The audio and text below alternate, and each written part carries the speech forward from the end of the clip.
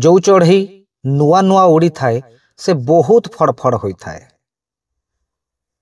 ठीक सेमिति जो मनीष नुआ नुआ परिचित होता है, नुआ सामाजिक स्तर रे नुआ परिचय पाई थाए, से मध्य बहुत उड़ी थाए, हेले से भूली जाए से उड़ाटा से कोठु शिखिची, से उड़ीबा पछरे ताकू किए खुराक जोगाइछि। सामाजिक स्तर रे परिचित होई जो माने ताकू परिचित करिसंती, जहा पाई से परिचय पाइछि सेही मानकु से अपरिचित बोली भाबुछि।